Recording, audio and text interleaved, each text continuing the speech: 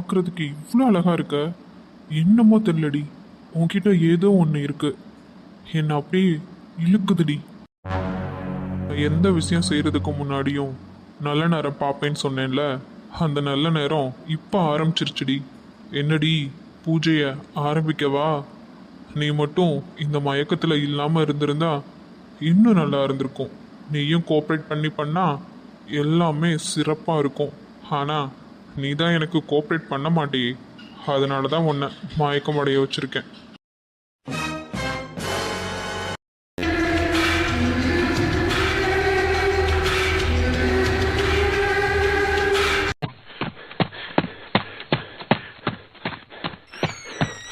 ஏய் குறுக்கி நாயை, என்ன காரியம்டா பண்ண போற?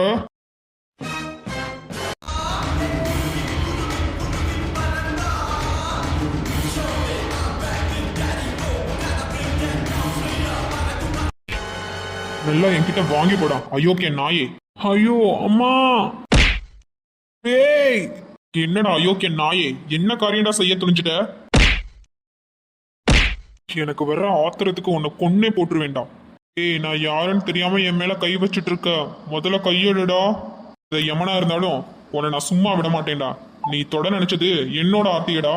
நாயே, கேடுகட்ட நாயே, என்ற எச்ச நாயே, நீ எல்லாம் மனுஷனா மிருகமாடா?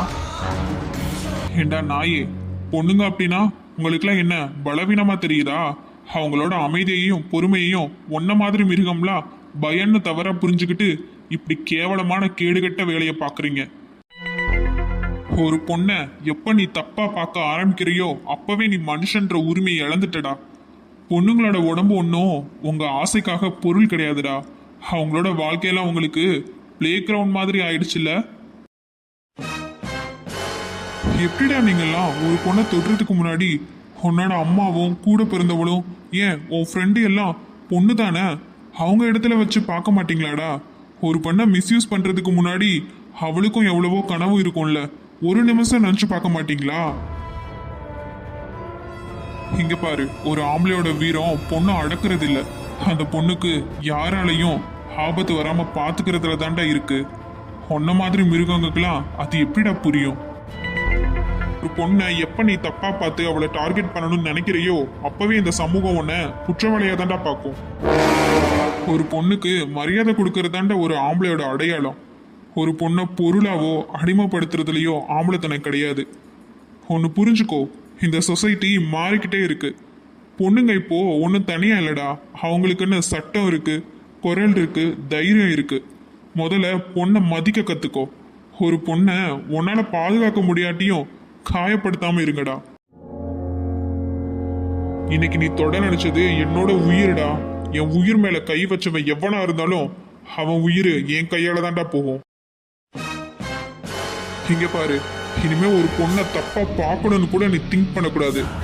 நீ நல்லா கேட்டுக்கூடா, இந்த உலகத்துல எது வேணாலும் சம்பாதிக்கலாம், ஆனா ஒரு பொண்ணோட நம்பிக்கையை சம்பாதிக்கிறது அவ்வளோ ஈஸியான விஷயம் கிடையாது.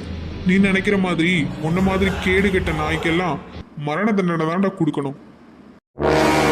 விஷால் சார் வந்துட்டீங்களா? முதல்ல இந்த நாயை அரெஸ்ட் பண்ணுங்க. இந்த மாதிரி கேடு கெட்ட நாயெல்லாம் இந்த வெளி உலகத்துல இருக்கவே கூடாது. இவனுக்கு சரியான தண்டனையை நீங்க கொடுக்கணும். மரண தண்டனை ஆனாலும் பரவாயில்ல, இவன் காலத்துக்கும் வெளியே வராம பாத்துக்கோங்க. விஷால், நீ நினைக்கிற மாதிரி சாதாரண ஆள்லாம் கிடையாது. இவன் பணபலத்தால ரொம்ப திமிரு பிடிச்சவன். என்கிட்ட ரொம்ப தண்ணி காட்டிட்டு இருந்தான், இன்னைக்கு வசமா மாட்டிக்கிட்டான். எத்தனையோ கேஸ்ல இவன் சிக்க வேண்டியவன் தான். இனிமே இவனை நான் சும்மா விட மாட்டேன். இவனை நான் டேக் கேர் பண்ணிக்கிறேன். நான் உங்ககிட்ட ரெக்வெஸ்ட் பண்ணி கேட்கறது ஒன்னே ஒண்ணுதான், இவனை வெளியே மட்டும் விடாம பாத்துக்காங்க. டோன்ட் வரி விஷால், அதை நான் டேக் கேர் பண்ணிக்கிறேன். அந்த பொண்ணு எப்படி இருக்காங்க? நல்லா இருக்காங்களா? சேஃபா இருக்காங்களா? இவனால எதுவும் பிரச்சனை இல்லையே?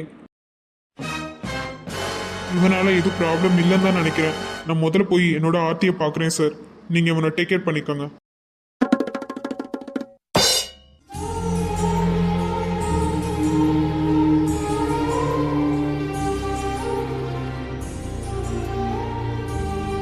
ஆர்த்திமா, ஆர்த்திமா, கண்ணை திறடி. உனக்கு ஒன்றும் இல்லடிமா, நான் வந்துட்டேன். உன் பேபி வந்துட்டேம்மா, என்னை பாரு. கண்ணை திறமா ப்ளீஸ் டி, கண்ணை திறடி. ஆர்த்திமா, என்னை பாருடி. ச்சே, எல்லாம் என் மேல தாண்டி தப்பு. உன்னோட இந்த நிலைமைக்கு நான் மட்டும் தாண்டி காரணம். அந்த கால் மட்டும் பேசாம இருந்திருந்தா உனக்கு இப்படி ஆயிருக்காதுல்ல. என்னை மன்னிச்சிடுடி ஆர்த்திமா. சேஃபா பாத்துக்காம தோத்து போயிட்டேன்டி. உன்னை இந்த நிலைமையில என்னால பார்க்க முடியலையே. என் நெஞ்சே வெடிக்குதுடி. உனக்கு ஏதாச்சும் ஒண்ணுனா என்னால தாங்க முடியாதுடி. நான் தான் தப்பு பண்ணிட்டேன். என்னை சுத்தி எவ்வளவோ பேர் இருந்தாலும் நீ என் கூட இல்லைன்னா நான் அனாதை தாண்டி. உனக்கு கண்டிப்பா என் மேல கோவம் இருக்குன்னு எனக்கு ரொம்ப நல்லாவே தெரியும். அந்த கோவத்தை எந்திரிச்சு என் மேல காட்டிடி. என்னை அடிக்கவாச்சும் கண்ணை முடிச்சு பாரு ஆர்த்திமா. எனக்கு ரொம்ப பயமா இருக்கு ஆர்த்திமா. உனக்கு ஒன்றும் ஆகக்கூடாது. உன்னை இனி எதுக்காகவும் கஷ்டப்படுத்த மாட்டேன்டி. உன் கூட சேர்ந்து வாழணும்னு எவ்வளவோ கனவு வச்சிருக்கேன். ப்ளீஸ் டி, கண்ணை திறந்து பாருடி ஆர்த்திமா. பட்டாசு ப்ளீஸ் டி, கண்ணை திறந்து பாருடி ஆர்த்திமா. பட்டாசு. ஆர்த்தி, ஆர்த்தி, உனக்கு ஒன்றும் இல்லையே, கண்ணை திறடி.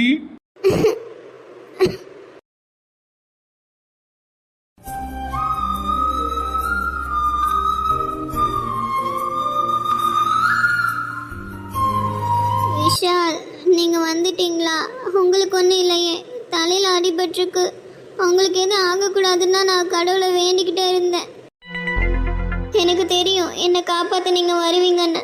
நான் பயந்துட்டு இருந்த ஒவ்வொரு நிமிஷமும் உங்க முகம்தான் என் கண்ணுக்கு முன்னாடி வந்துட்டே இருந்துச்சு. என்னை விட்டுட மாட்டீங்கன்னு எனக்கு ரொம்ப நல்லா தெரியும் பேபி. அவங்க மேலே வச்ச நம்பிக்கை மட்டும்தான் என்னை உயிரோடு வச்சது. அவனுங்க என்னை தூக்கிட்டு வரும்போது என் உடம்பு கூட வலிக்கல, என் மனசு தான் உடைஞ்சு போச்சு. ஆனால் நீங்கள் வந்து இவன் தான் என் உலகம் உயிரினு வந்து நின்ன இந்த நிமிஷம் என்னோட எல்லா வலியும் காணாம போயிடுச்சு பேபி. நீங்கள் காப்பாற்றினது என்ன மட்டும் இல்லை பேபி, உங்களோட உயிரையும் தான். எனக்கு இந்த உலகத்தில் பயம் வரும்போது ஓடி ஓடிய இடம் தேவையில்லை பேபி. உங்கள் கையை பிடிச்சிட்டு உங்கள் தோரில் சாஞ்சிக்கிட்டாவே எனக்கு எந்த இடமும் பயம் இல்லை. எனக்கு இன்னைக்கு ரொம்ப நல்லாவே புரிஞ்சிடுச்சு. லவ்ன்றது சந்தோஷத்துக்கு சிரிக்கிறதுக்கு மட்டும் இல்லை, அவமானத்தில் பயத்தில் கண்ணீரில் நான் இருக்கேன்னு நிற்கிறது தான் லவ். நீங்கள் மட்டும் இல்லைன்னா நான் இங்கே உயிரோட இருந்திருக்க மாட்டேன். ஆனால் நீங்கள் என் கூட இருக்கிற வரை நான் இந்த உலகத்தில் எதையும் எதிர்த்து நிற்பேன். எந்த சூழ்நிலையும் இந்த கையை உங்கள் கையில் இருந்து ஒரு நாளும் விடக்கூடாது பேபி. உங்கள் கூட இருக்கும்போது தான் நான் சேஃபாக ஃபீல் பண்ணுறேன். நீங்கள் தான் என்னோட உயிரே. செல்லம், என்னை மன்னிச்சிருடி. நான் பண்ணது ரொம்ப பெரிய தப்புடி. உன்னை இனிமே ஒரு நொடி கூட பிரிஞ்சிருக்க மாட்டேன்டி. எந்த சூழ்நிலையும் இனி உன்னை விட்டு போக மாட்டேன்டி. என் கண்ணுக்குள்ள உன்னை பார்த்துப்பேன்டி. என்னை மன்னிச்சிருடி ஆர்த்திமா. ரொம்ப ரொம்ப சாரிடி. என் கண்ணு முன்னாடி உன்னை அவனுங்க தூக்கிட்டு போகும்போது என்னால் காப்பாற்ற முடியலேன்னு அந்த வலி எவ்வளோ பெரிய நரகமாக இருந்துச்சு தெரியுமாடி. இந்த அரை நாள் என்னோட உலகமே நின்றுச்சுடி. உன்னை எப்போ இப்போ பார்த்தேனோ அப்போதாண்டி எனக்கு உயிரே வந்திருக்கு. ஆர்த்திமா, என்னை விட்டுட்டு எங்கேயும் போகாதடி. உன்னை விட்டு நான் இனி எங்கேயும் போக மாட்டேன்டி. என் கூடவே இருடி. என் கண்ணுக்குள்ள உன்னை வச்சு பார்த்துப்பேன்டி. உங்க மேல எந்த தப்பும் இல்லை பேபி, எல்லா தப்பும் என் மேலதான். என்னையும் மன்னிச்சிடுங்க. ஐயோ இல்ல ஆர்த்திமா, நான் அந்த கால் மட்டும் பேசாம இருந்திருந்தா உனக்கு இந்த நிலைமை வந்திருக்காதுடி. போனதெல்லாம் போகட்டும் விஷால். இனிமே நம்ம எந்த சூழ்நிலையிலையும் பிரியவே கூடாது. எனக்கு அதுதான் வேணும். லவ் யூ டி ஆர்த்திமா. Love you so much Vishal. ரொம்ப ரொம்ப மிஸ் பண்ணேன் உங்களை.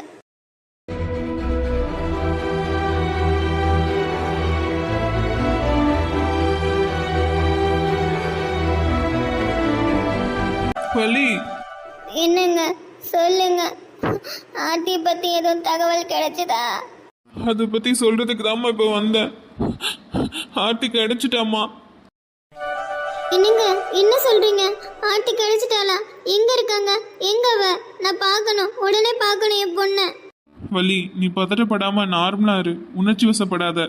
நம்ம ஆர்த்திக்கு எந்த பிரச்சனையும் இல்லை. பசங்க எல்லாம் கூட்டிட்டு வந்துட்டு இருக்காங்க. அந்த அரக்கனையும் பிடிச்சி போலீஸ் கிட்ட கொடுத்தாச்சு. எந்த வித பிரச்சனையும் இல்லைம்மா. நம்ம பொண்ணுக்கு எந்த வித பிரச்சனையும் இல்லையே? இல்லத்த, எந்த வித பிரச்சனையும் இல்லை. அவ இப்ப நார்மலா தான் இருக்கா. கூட்டிட்டு வந்துட்டு இருக்காங்க அத்தை. கடவுளே முருகா, எல்லாம் உங்களோட அருள் தான். என் பொண்ணுக்கு எந்த வித பிரச்சனையும் இல்லாம காப்பாத்தி கொடுத்ததுக்கு ரொம்ப ரொம்ப நன்றிப்பா. கொஞ்ச நேரத்துல என்னோட உயிரே என்கிட்ட இல்லை. நீ சொன்ன மாதிரி இப்போதாம்மா உயிரே வருது. ஆமாங்க, அவ எப்பவும் விளையாட்டுத்தனமா குறும்புத்தனமா எப்பவும் இந்த வீட்டில் சுற்றி சுற்றி வந்துட்டு இருப்பாங்க. அவ இல்லாம இந்த உலகமே இருண்டு போச்சுங்க. யாருங்க இப்படி பண்ணது? அவனை பற்றி நல்லா விசாரிக்க சொல்லியிருக்கேம்மா. எல்லாம் முறைப்படி கம்ப்ளைண்ட் கொடுத்தாச்சு. இனி எல்லாம் போலீஸ் பார்த்துப்பாங்கம்மா. அவனெல்லாம் சும்மாவே விடக்கூடாதுங்க. வெளியே வராத அளவுக்கு ஜெயிலையே கிடக்கணுங்க. இப்படிப்பட்ட ஜென்மங்கள்லாம் ஜெயில தாங்க இருக்கணும். ஆமாங்க்கா.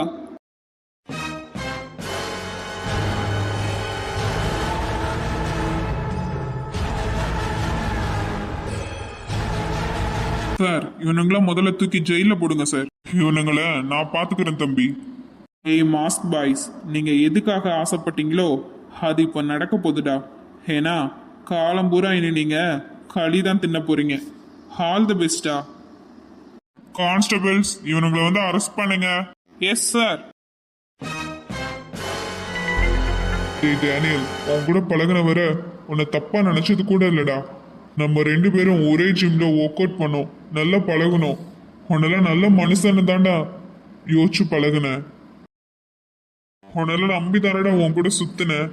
ஏன் என் பர்த்டேக்கெல்லாம் கூட உன்னை இன்வைட் பண்ணினேன். அதை இப்போ நினைச்சாவே எனக்கே என் மேல அசிங்கமா இருக்குடா. ஒன்று மட்டும் நல்லா புரிஞ்சுக்கோ, உடம்பு வளர்க்குறதும் மசில காட்டுறதும் மட்டும் ஆண்மை இல்லை. ஒரு பொண்ணுக்கிட்ட எப்படி நடந்துக்கணும், அவ மனசுக்கும் கௌரவத்துக்கும் எப்படி மரியாதை தரணும், அதுல தாண்டா உண்மையான ஆம்பளத்தனம் இருக்கு. போடா போ, 4 செவத்துக்குள்ள நீ போய் அடங்கி கிடந்து உட்காரும் போது தாண்டா உனக்குலாம் புரியும். நீ அழிக்க நினைச்சது ஒரு பொண்ணோட வாழ்க்கையை மட்டும் இல்லை, உன் மேல நான் வச்சிருந்த நம்பிக்கையையும் சேர்த்து உடைச்சிட்டடா. டேய் அருண், அடைச்சி வாய மூடு. என் பேரை கூப்பிடுறது கூட உனக்கு அருகதை கிடையாதுடா. சார், இவெல்லாம் காலத்துக்கு வெளியே வரவே கூடாது. டேய் விஷால், இன்னைக்கு வேணா என் கையில விலங்க மாட்டிருக்கலாம். உன்னை நல்லா புரிஞ்சுக்கோ, இந்த உலகம் எப்பவும் பணக்காரன் பக்கம் தாண்டா இருக்கும். இன்னைக்கு அரெஸ்ட் பண்ணுவாங்க, நாளைக்கு வெளியே வந்துடுவேன். இது ஒன்றும் எனக்கு புதுசு இல்லை. இன்னைக்கு வேணா என்ன தூக்கி நீ உள்ள வச்சிருக்கலாம். ஆனா எனக்குள்ள இருக்கிற மிருகத்தை எப்போ உன்னால அடக்க முடியாது. நான் உள்ள இருந்தாலும் உன்னை நிம்மதியா இருக்க விட மாட்டேன். நான் வெளியே வரும்போது என்னோட வேட்டை இன்னும் கொடூரமா இருக்கும்டா. உன் டைரியில குறிச்சு வச்சுக்கோ. அதையும் நான் பாக்குறேன்டா. உன்னால முடிஞ்சத நீ பாத்துக்கோ. ஏய் டேனியல், விஷால் மட்டும் இல்லடா, அவன் கூட நாங்க எல்லாரும் இருக்கோம். எங்களை தாண்டி உன்னால என்ன பண்ண முடியுமோ அதை பண்ணிக்கடா. உன்னோட இந்த சவாலை நாங்க ஏத்துக்கிறோம். முடிஞ்சதை நீயும் பார்த்துக்கூடா. என்ன அருண், தேவையில்லாம வார்த்தையை விட்டுட்டு இருக்க. என்னோட வலையில தானா வந்து சிக்கிற. இதுக்கு மேல உன்னோட இஷ்டம். பழகின பழக்கத்துக்கு எதுவும் பண்ணக்கூடாதுன்னு நான் நினைக்கிறேன். ஆனா நீ தேவையில்லாம வம்ப விலைக்கு வாங்குற. இருந்தாலும் பரவாயில்ல, எனக்குள்ள இருக்கிற மிருகத்தை நீங்க எல்லாருமே சீனிட்டீங்க. அதனால சீக்கிரம் வெளியே வந்ததும் என்னோட வேட்டைய கொடூரமா நான் ஆரம்பிக்கிறேன்டா.